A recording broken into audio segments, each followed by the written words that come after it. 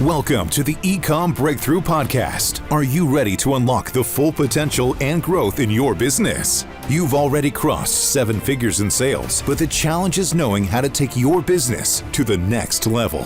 Join Josh Hadley, an 8-figure ecom business owner and investor, as he interviews highly successful business owners. Get ready, because you're going to learn specific actions you can take today to help your business reach its full potential and leave a lasting impact on the world. Welcome to the Ecom Breakthrough Podcast. I'm your host, Josh Hadley, where I interview the top business leaders in e-commerce. Today, I'm speaking with Aaron Hovivian, CEO of the Collab Team, and we will be talking a lot about business operating systems and team building. This episode is brought to you by Ecom Breakthrough Consulting, where I help 7-figure companies grow to 8 figures and beyond. Listen, Aaron, I started Hadley Designs back in 2015, and I grew it to an 8-figure brand in 7 years. However, I made a lot of mistakes along the way that made getting to 8 figures take a little bit longer than it possibly could have. I experienced a lot of self-doubt. There were times where I felt like I couldn't actually grow a real brand, or would my business actually be able to survive? I wish I would have had a guide to help me grow faster and avoid a lot of those stumbling blocks. If you've hit those same plateaus and want to know the next steps to take your business to the next level, then go to ecommbreakthrough.com. That's ecom with 2 M's to learn more. And as a special bonus to my podcast listeners, this month I'm giving away a $10,000 comprehensive business strategy audit session at no cost. All you need to do is email me at josh@ecommbreakthrough.com with the subject line strategy audit for your chance to win. And don't worry if you don't win this month, you'll be automatically entered for future months to come.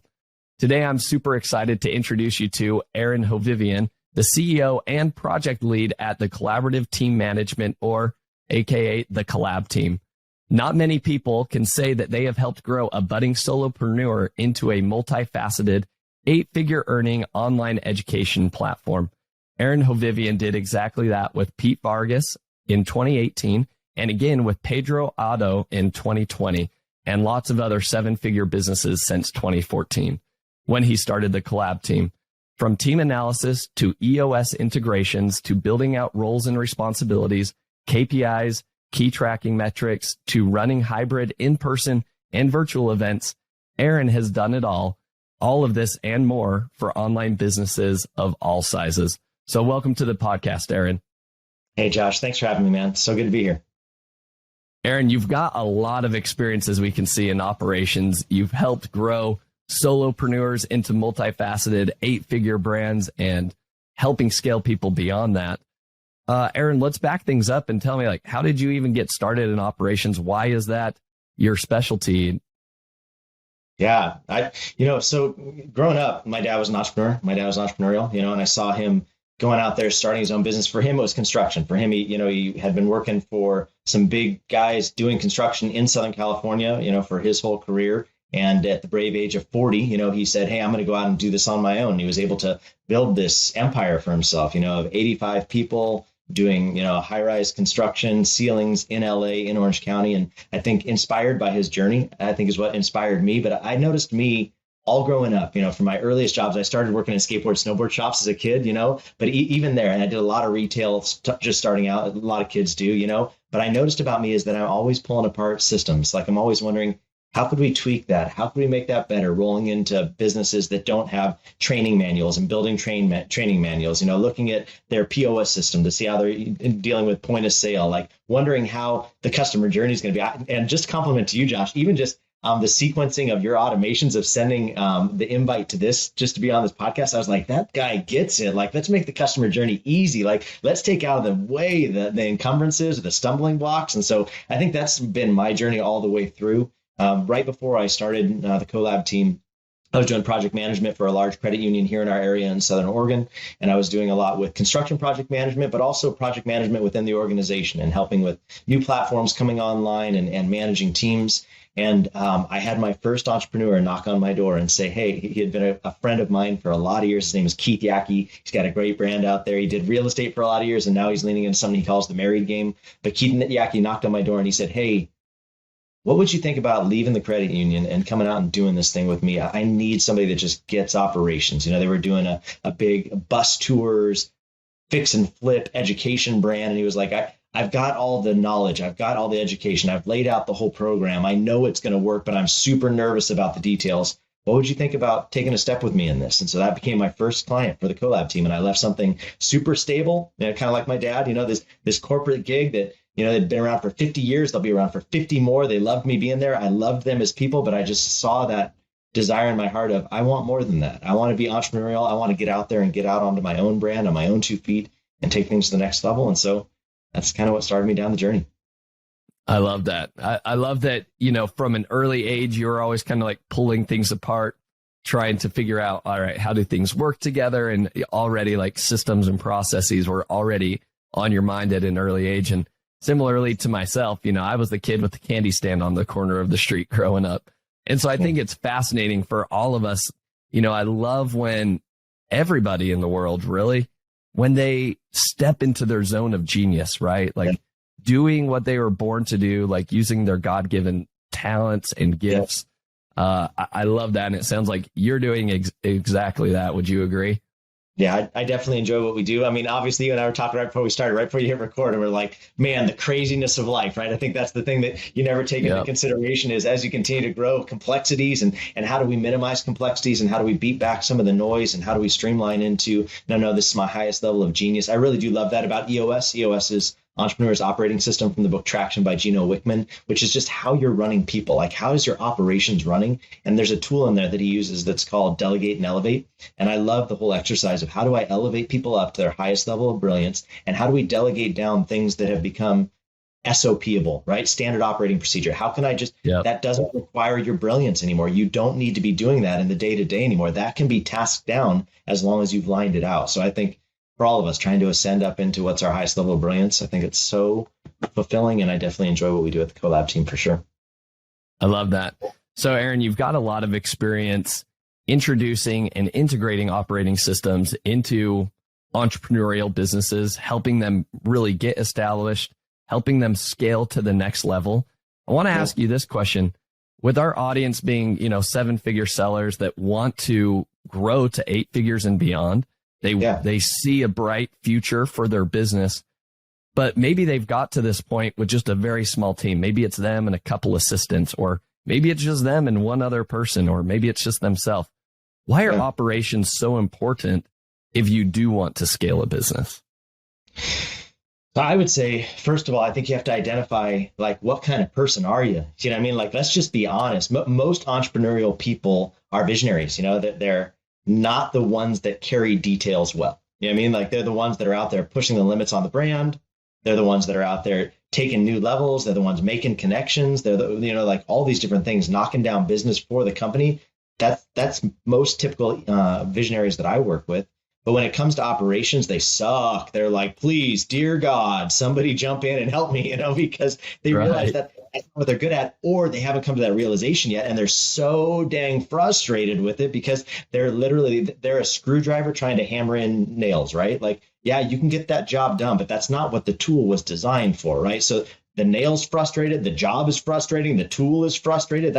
That's not your elevated genius like we talked about, So I think identifying, first of all, what kind of person are you? Some entrepreneurs that are out there, maybe you're very operationally minded. Like Josh, I've been really impressed with you and Becca both. I feel like you're super like operations minded, but that's not the majority of entrepreneurs out there. Most entrepreneurs out there are like a live fuse, right? They're like so full of passion, so full of vision, so full of direction. They know where they want the brand to go, but actually lining out how to get there, that can be a really frustrating process for them. So what I've seen is a lot of times people desperately grab on to people they know, starts with their, their friends and family first, right? And then raving fans, like, who can I grab and pull into the seat? But then oftentimes they can entrust too much trust to that person right out of the gates, or like they just dump on that person and then it becomes a choking point. And then it actually becomes an even more frustrating experience because visionary already knows they're not good at this. They brought in this person hoping they're going to be the savior of the world for everything that felt too overwhelming for them. And now this person starts choking and there's friction between the two of them. And a lot of times it just comes down to team allocation and who's doing what, and what's the standard operating procedure of lining things out, and what are the workflows, and what should belong within that person's job description versus this person's job description. And I think that just some intentionality of thinking from the end to the beginning, like, where do I want this thing to end up? And then how can I plot it backwards, really does a lot for removing daily frustrations. None of us want to live frustrated every day. None of us want to live like overwhelmed. Yeah.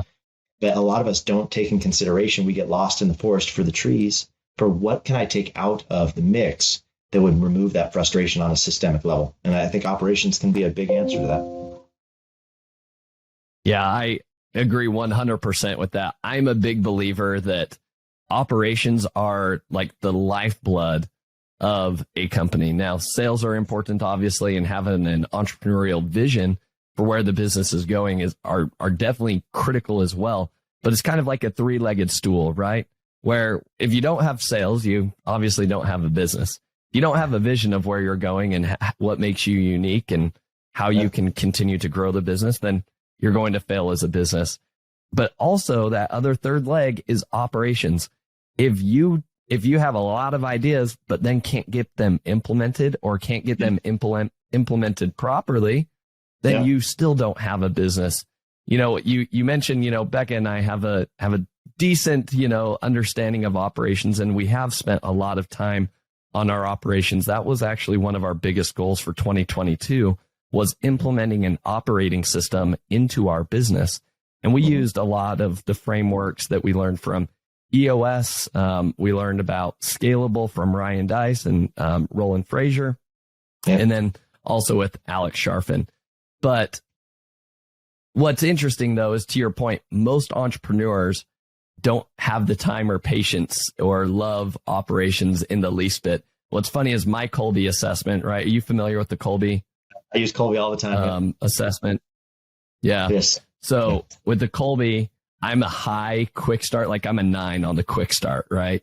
And then I'm a 5 with the follow through, which means, I can handle some operations. I understand they're important. I can go, one way or the other.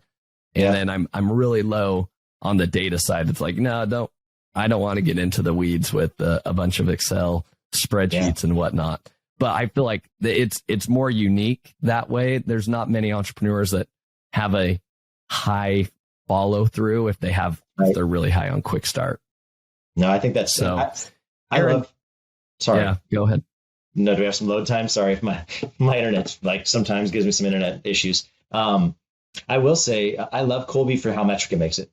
I think that I love, hey, let's take, that's how we do a lot of our hiring. We do a lot of recruiting within Collab Team and helping our high level retainer clients find and source good team. And after we've done all of our interviews, we'll always run them through a Kolbe at the end. And it's usually matched up to whoever we're hiring against, right? It's like Kolbe A versus Kolbe C, and like, how are these two going to match up? Like, this person's going to oversee this person.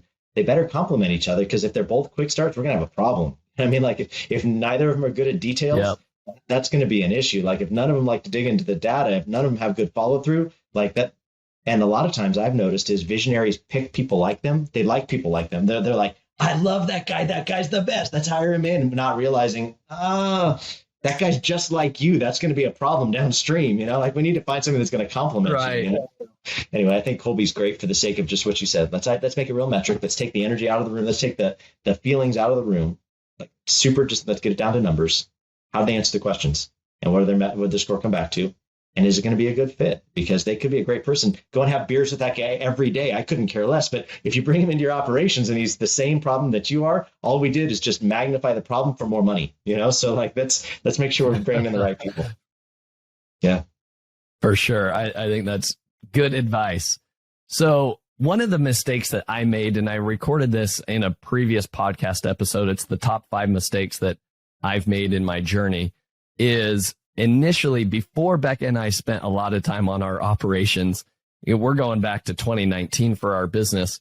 One of the things that we were struggling with, or we thought at the time, was like marketing. We just need to drive more external traffic and we'll have just this large amount of success. If I were to go back and look at it, like, the first hire we should have had was a project manager to get our crap in place and allow me to stop focusing on running the day-to-day operations. But that's besides the point. I think you mentioned this a little bit earlier, Aaron. Yeah. The importance of not just running away from a problem, right? And I want to get your input on if entrepreneurs are struggling with, maybe it's marketing, right? Or maybe it's finance. They don't understand their numbers, or, it's project management that they're struggling with the operations. Yeah. How do you go about like hiring somebody instead of just saying, I just need a marketing person. I don't know what to do. I'm going to go hire what I think is a marketing manager and then just throw them at this problem. Is that the best approach, or does the entrepreneur kind of need to understand a little bit more and dip their toes in the marketing water, so to speak, first, and maybe help facilitate some SOP creation before they do that? Why don't you break us down? Like, what does that process look like for an entrepreneur? So I'd say, obviously, we started out talking about know yourself, right? Socrates or whoever, like, know yourself, like whatever it is, like, just be clear on what you're good at and get clear there. I think what you addressed at the beginning, I found is very common for all of us, and that's imposter syndrome. You're like, well, I think I'm this, but I'm not. Maybe I'm not an 8-figure earner yet, but I think I could be, or whatever it is. I think that we all deal with battling that inner voice of negative self-talk sometimes, but like, get clear on which seat of the bus you're going to be sitting on, right? And then identify, where am I not so good? And then I would always advocate for finding professionals that you can pay for a scope measured pay structure. You know what I mean? So, hey, you're going to do this for me for X amount of dollars. That's why it's really budgetable. Sometimes where I think all of us can get tempted to hire staff, but staff dollars like translate into like your liabilities, bringing your profitability down, So like, okay, how much would this person charge me to come and help me with my marketing? This outside vendor, what's their scope? What would they charge? What have they done for other people? And then pay attention. Like, what are they doing? And begin to line out some of those things they're doing, so that when you do go to make that hire, you've already got some proven process that you can plug them into, but you've leaned into somebody else's brilliance. I would always advocate for leaning into a contractor's brilliance for a while, getting some brilliance from them, and then on the flip side of that, making it your own. Like, don't feel bad about R&D, right? Like, let's go figure out what are they doing, and then let's duplicate it in our business. And then when I hire somebody and we have some SOPs and you've gotten some education from it. So Steven Diaz from Rainmakers is one of my high level retainer clients. He's an Amazon seller, teaches moms how to create side hustle using Amazon while kids are down for naps. So he and his wife, Chelsea, they've got a great brand, Rainmakers Academy, Rainmaker family. They're an amazing couple of people, and they're 8-figure earners using Amazon. They're amazing. But I think that one of the things that I've really loved about Steven is he's so curious, and he's willing to jump into the weeds for a time to understand something, realizing he's not going to live in the weeds. But you don't want to just give the keys to the kingdom over to somebody that you don't really know, and you're just trusting that it's a Hail Mary. How many interviews did you get with the person? How much have you seen what they really know how to do? Yeah. And the danger with marketing and salespeople a lot of times is they're narrative based, right? They're paid manipulators. That's what they do. They're trying to manipulate sales, in the best sense of the word, not nefarious, but they're going to be able to spin a story, and it's really good to be able to see some track record, So Pace Morby's a client of mine. And we just hired on a marketing team to help him elevate his brand with some of the things they're doing with product development. And, as I was talking to Cody Barton, which is his COO, they're partners in this business venture, he's like, hey, what do you think about this marketing firm we brought on? I think they're pretty great, but I'm not sure. And I said, hey, listen, the proof's in the pudding. Give them some leash and see how they show up. Give yourself a budget, let them show up powerfully or not. And if not, they're not the only ones out there. But I think that that's the nice thing when you can, a gauged scope for a fixed price, so it's not going to break my budget. Let's see how they perform, and then we'll give them more. And then, possibly stripping out some key points they're doing for you, and then hiring based on those key points. That's whether we're talking operations, whether we're talking sales, whether we're talking marketing. I'd say that's the way I would approach. Yeah, I think that's a great summary of how entrepreneurs should approach this. And to kind of sum things up the way you kind of talked about them, Aaron, I think number one is identifying what your core strengths are, right? What is the entrepreneur bringing to the business? What's your zone of genius? And then being able to identify, I kind of like going through a time study, right? The entrepreneur should go through and diligently do their time study. I'm talking 15-minute increments, you're jotting down on a piece of paper, what did you do last 15 minutes? Every 15 minutes for 2 weeks. I know that sounds painful, and it is, but you will then be able to step away at the end of those 2 weeks and take a look at that sheet of paper and say, holy smokes, look how many XYZ tasks I'm doing. It might be operational related. It might be finance related. It could be, marketing related. Then, right, you then go hire out what is going to take the most off of your plate.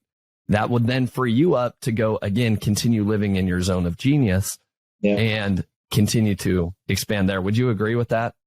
Yeah, I built a whole app around that. Exactly what you just said. So gapanalyzer.com. If you go check that out there, it's $297 for the tool, or you can pay my team to take you through it. I think $14.97 or something like that for my team to take you through it. But it does that exact thing. It addresses the issue of time. How are you using time? And we break it down the daily, the weekly, and the monthly, and then allocate that to certain parts of your business. Is it you putting that towards customer experience? You putting that towards marketing? You put it towards sales? You putting it towards operations? The 4 areas of business. Then if you have team, putting them through the tool as well. And then it rolls the whole thing up and says, hey, here are the gaps in your business. This is where you're not focusing enough attention. Here's the large swath of where your time's going. Do you want all that time going there? And then you click on the tool and it shows you, hey, a lot of people, it's operations. We're chewing through operations at 65% of total team bandwidth. Well, click on that and it shows you all the different team and shows you how many hours each person's putting into operations-based style work. And you can say, why is Shelly putting that much time into that? No. Let's push that over to Rob or however it works. And it helps you with job allocation of what roles and responsibilities should each person be doing. Because for a lot of entrepreneurs, especially as you begin to grow a team, you can start feeling like, what is everybody doing with all their time? And especially a lot of times it's around their next vision. They want to do some big thing and teams like, we don't have time. And the visionary is like, well, what the heck are you doing with time? So I had been doing it for years on shifts, just like you said, like allocating time, diagnosing time, doing a time study. And then I thought, no, it's time for me to lean into developing my own app. And so I invested, a good amount of money into creating this app for the sake of it all being contained in one spot. And it also gives your people the opportunity to express, like, what's your greatest pain point? What would be the best successes in the company if this were to change? And so in one spot, it shows you time and it shows you their best, like their feedback on what's their pain point in their job, what's the pain point in the business, what's their solution, right? Because don't just let them complain at you, like, solve it for me. What's the biggest win if we could solve it? And then in one spot, you've got it all. So I would definitely advocate for what you just said. The conversation about time is huge, and even if it's not perfect, like you said, it doesn't have to be perfect, but let's at least start having a conversation about what is overwhelming you, what is eating up your time, and be honest. Does that have to be you doing those things, or could we task those down? And how do you task those down? The way you task those down is identifying this as the pain point, SOPing it out so that it's a workable SOP that as you hand it off, you're not just handing off just a pile of crap. You're just like, hey, that was broken when I got it. Yep. It's broken now as I hand it off. No, I'm going to make it better. Here's the system. Go live from it. Come back and ask me questions. But the hope is that we're going to give you some breathing room, some bandwidth. Yeah. Yeah, no, I love that. And I think an important thing that you mentioned, and you mentioned this earlier in some of your examples, is that the entrepreneur does need to make a little sacrifice. Even if operations isn't their strong suit and they don't love it, you've got to at least pay attention enough in that particular area that you're trying to hire out, whether it be marketing or operations. You've got to be able to take the time to slow down, document the process, even though it might not be perfect, at least document what you're doing today. And recording Loom videos, right? That's one of my favorite software tools, using Loom. And then I can literally record my voice, right? And I can show people, hey, so when I go on to Amazon, this is what I'm looking for. And they can follow along with, like, okay, he's clicking here, he's looking at this data, he's looking at that. Yep. And I can talk through the process, right? I hate writing things down. Yeah. And so for me to just record Loom videos, that gets the ball rolling just enough that it gives people enough context to then really lay out the SOPs in further detail once I bring on that team member. I do it all the time. Aaron, I think that's... Sorry, I didn't mean to cut you off. Go ahead. I do that all the time. Loom it out and then ask somebody to document your steps. You know what I mean? What I'll do is, hey, create a Loom. That's how I push out the project. I'll give them an end date. Hey, here's the project. Here's the assets you need. This is the end date of when it's due. And will you do me a favor? Will you drop that into Asana for me and make it a step-by-step process? And then push it back over to me. Let me put my eyes on it. Let me critique a little bit. And then the beauty is that you have templates there that you can hand off. That way it doesn't just live with one person, right? Create some redundancies. It's great when it's like, this person is going on maternity leave. holy cow, what are we going to do when she has her baby? Like, nobody wants that kind of anxiety. The way you do that is create redundancies. The way you create redundancies is SOPs that can be executed, and then let the person shadow the person. Like, have some forethought. Don't let it hit you. There's enough in life that hits you like a hurricane. Like I always say, EOS is really big on 80-20. Like 80%, we're going to cut fire breaks, and 20%, we're going to be doing firefighting. You know what I mean? But like, a lot of people have that flipped. They live in a lot of chaos, that it's firefight 80% of the time, cutting fire breaks 20% of the time. And it's just a painful way to live. How can you get out in front of that? Very, very easy. Record some looms, ask people to document your process, and start putting away a cache of SOPs that you can begin to live from the most important things that you don't want to do anymore. Like, start with those ones and then work your way down from there. Yeah, I love that. That's great words of wisdom, Aaron. The other thing I think you mentioned earlier too is that when you bring on a team member, it's a cost center to begin with, right? You're going to have to pay this person and their salary. So it's adding overhead to the business. Now, I think as I've met a lot of different entrepreneurs, I think sometimes, people that cross into that 7-figure range and they've done it all by themselves and maybe 1 or 2 VAs that have been helping them along the way, they almost wear it as though a badge of honor that, look at all this money that I'm generating just by myself and a couple people. I'm not going to go hire people out because that's only going to steal away from my profitability. But when I talk to them, the word of caution is like, okay, but if you want to take your business to the next level, what got you here is not going to be what gets you there. That's right. You're going to have to, actually implement some systems and processes, which would be hiring an actual project manager or operations manager. So, Aaron, I want to ask you, why should somebody be willing to invest money into, essentially it's just going to be an overhead cost for the business? What's the justification for adding cost to the business, but you're going to have, project managers and operations managers now? Yeah, I would say, first ask yourself, how big do we want to go? So let's just identify that. Like, if you're happy not getting any bigger than you are, then God bless you. Ride that train as long as you want to ride it. But for most people, they're wanting to work themselves out of how the frenetic energy it took to get them to this point. And what you said, I feel like that's you took the words right out of my mouth. What got you here won't get you there. Most of the time, when I started with Pete Vargas from Advance Your Reach, and it was the same thing when I started with Pedro Adeo with 100X Academy, is they were this thriving, they were already at 7 figures, and they were wanting to climb, just like you said on the show, climb to 8 figures and beyond. And they both have done that, and they both are amazing, like incredible guys. But what they realized was they wanted to scale beyond. They were on that hockey stick growth, and they were realizing, we're not going to be able to keep up with this. And the way that normally you can identify that is by realizing our systems are breaking.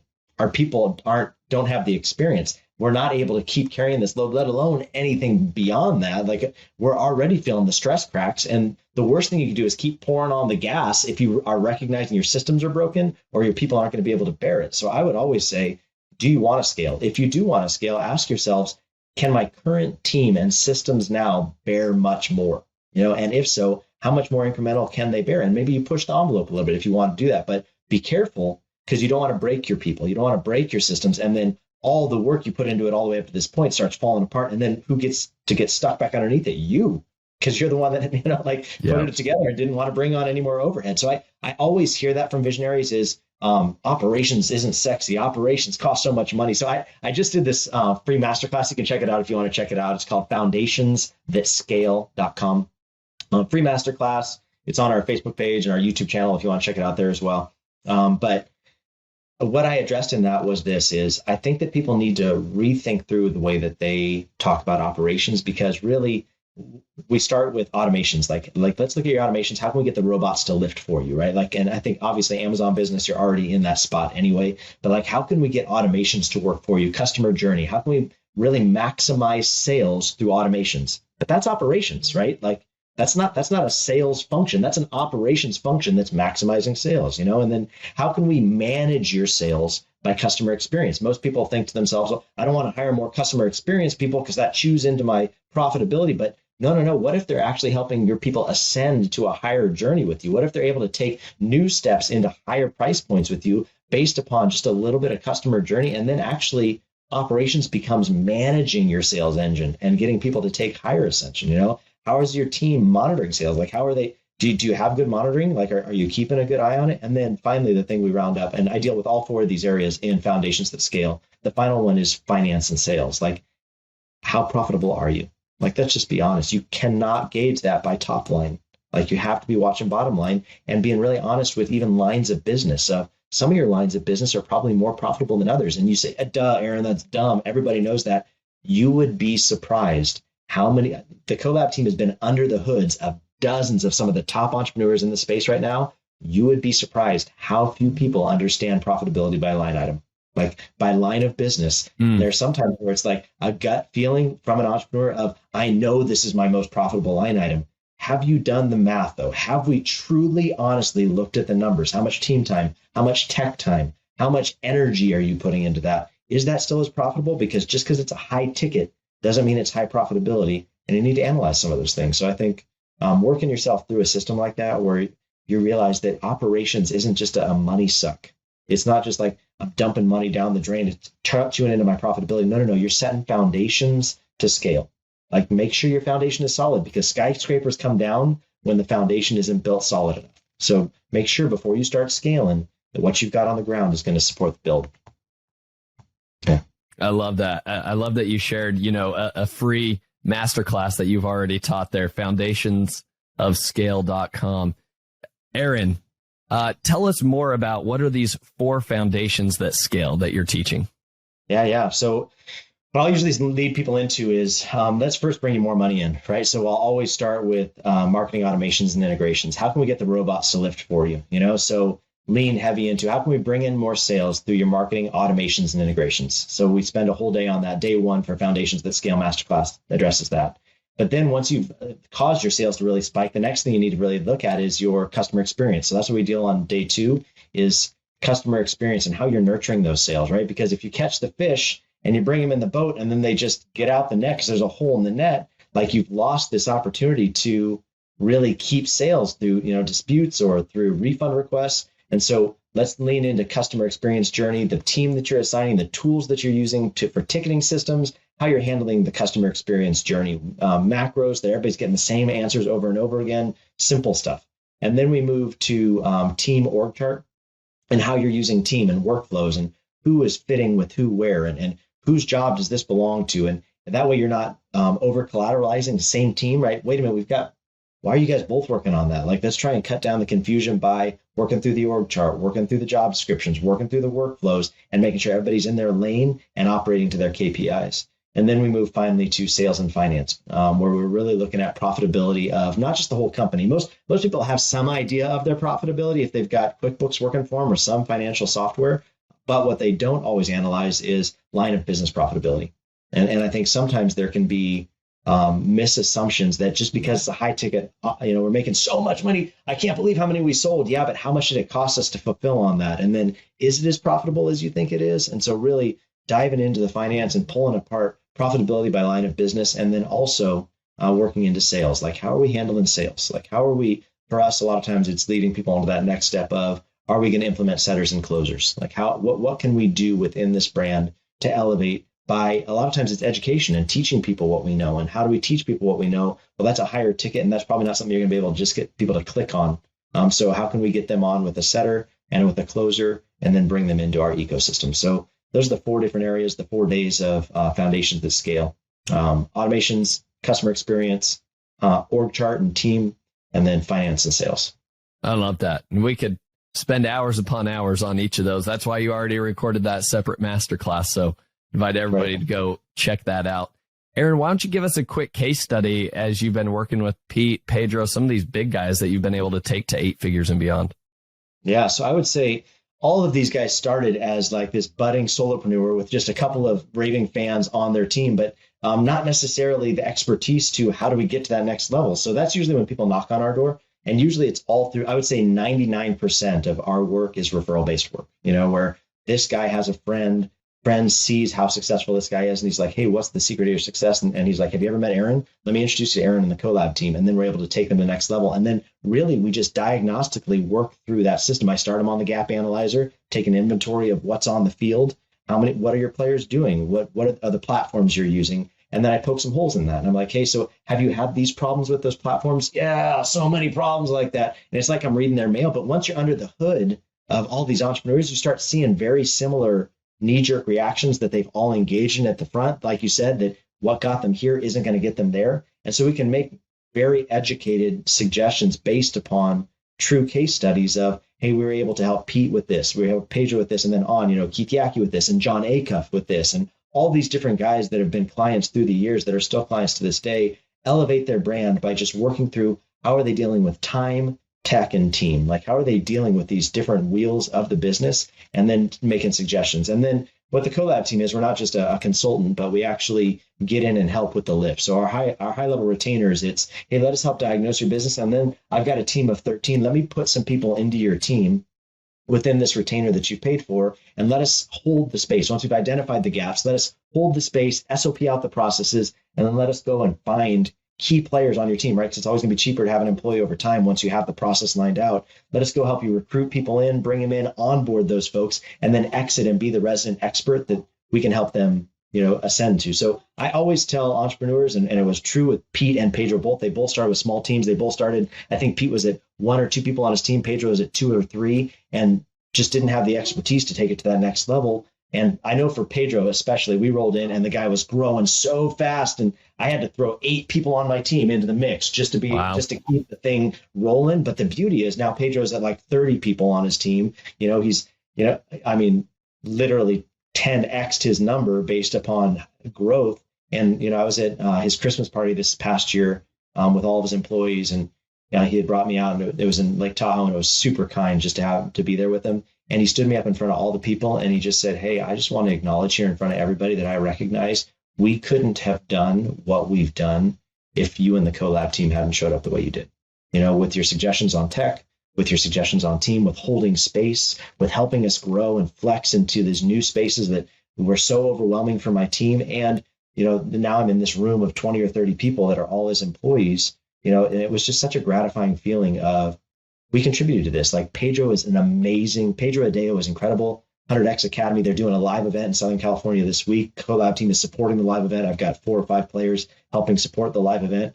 But man, such a powerful visionary, but he needs team. And up to that point, the ladies he had on the team were amazing people. Whatever it takes, he would say they're WITs, whatever it takes. And I think that's great, but WIT only gets you so far, and you have to start putting in the system. So I feel like all of his team are beautiful people. We work with all of them very closely, and it's been a great journey. That's fantastic.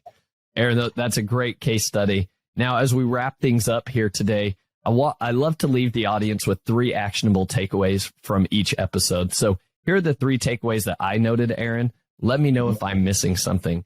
So number 1, every entrepreneur needs to first identify what their goal is. Do you genuinely want to scale to 8 figures and beyond?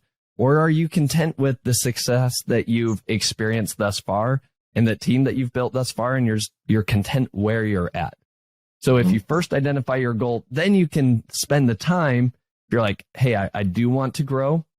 Yeah. Then we can move on to step number 2, right? Action item number 2 would be to then do a time study / gap analyzer that you mentioned. And you have a great tool that people are able to use to actually do this time study, understand where are they spending most of their time, what type of projects are they working on, and then from there, understanding, hey, imagine if I could, remove this large load off my plate, then look at all the stuff I'd be able to do in my own zone of genius. Yeah. And then step number 3, or action step number 3 here, is then documenting some SOPs around those projects or those tasks that you want to offload off your plate. Yeah. And even just recording simple Loom videos, you don't have to get into the weeds, but give people enough to get started. Then when you make that hire, you can have them document that SOP, and you can refine that even further, and they can get into the nitty-gritty details there for you. Aaron, anything else you would add that I've missed here to those 3 actionable takeaways? I think anytime I start with clients, I always ask them, what's the highest burn? Like, what are you feeling the most burn? The most heartburn, the team's feeling burn, you're close to burnout. Like, what's the highest burn? Attack that first. Like, don't make this more complex than this. You're like, I've got all these things I've got to work on. That's the entrepreneur's biggest Achilles. Hone in. Like, what's the highest burn? What will you get the most ROI on? What if you invested your time into, we could really move the needle on this and it would not be a future pain point. So if you're overwhelmed today, if talking about scaling makes you overwhelmed because you're like, Aaron, I'm just overwhelmed with what I'm lifting, I would encourage you with this deep breath, maybe go take a walk, sit down someplace in the sunshine and think through what would be the best relief that I could receive? What's the thing that I hate the most that's literally draining the lifeblood out of my system every time I do it? Start with that. SOP it out, get it off your plate, and then move on to the next thing. That's the best advice I can give you is identify the top thing and then like bite. How do you eat an elephant? It's one bite at a time. Like just identify what's the first bite. Where are we going to go with this first? I love that. Fantastic advice. Would 100% echo what you just said there. Aaron, I know you have a special gift for our audience. Why don't you tell everybody a little bit more about that? Sure. So Ops Experts Club is something that we've been building this past year. And it's essentially something that you can ask your operations people just to consume and go through. It's just a resource for operations is what it is. It's 35 hours worth of content. And it's built in a level 1, level 2, level 3 ascension, where people can just go through the content when it comes to all the things we talked about today, your tech, your team, your time, all those different pieces. And it's called, the URL is opsexpertsclub.com. But as a free gift for Josh and for those of you here on the Ecom Breakthrough, we wanted to give you for your first month free and a sneak peek into it. And this is probably more than I intended to give, but it's great. I love free and I love being generous. The Gap Analyzer is one of the free tools we give. Every division of level climb, we give you a free tool, and the Gap Analyzer is actually tucked into it. So you get a twofer out of this deal. So I just told you about gapanalyzer.com. That was $297. You're actually going to get it free with this. So if you go to opsexpertsclub.com/Ecomm, it's going to give you a free access in. So all you have to do is opt in there. It'll kick off membership area. You'll see your 35 weeks of content. And then it's not just content, though. It's also every week we're interviewing top entrepreneurs in the space, the people that run their operations. So asking them like key things of insights, like what are you doing now? What are like pitfalls you've fallen into? All the different pieces. And then we do some live question and answer. If you've got question and answer, we give you a private Facebook group where you can come in and ask, hey, I'm dealing with this. And it's just ops people just dealing with pain points for big companies out there like GrowRev and Prime Corporate Services and Pete Vargas's Advance Your Reach, 100X. All those guys are all in there. And it's just nice to be able to crowdsource knowledge base. So I'd love to give that as a gift. Josh, I really, really appreciate you having me on today. Really love you and Becca a lot. I love what you guys are doing.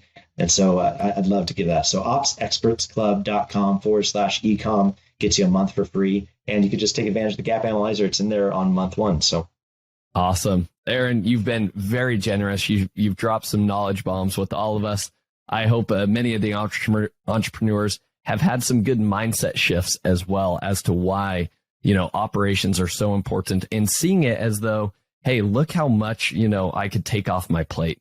Look how freeing it would be if I could have somebody focusing on operations. So Aaron, you're the man when it comes to operations. So I appreciate this. And you've given us some fantastic links. That Ops Experts Club, I think, is amazing. I think I'm going to have my ops guy that we just hired come join that because what you're doing and sharing knowledge across separate industries is invaluable.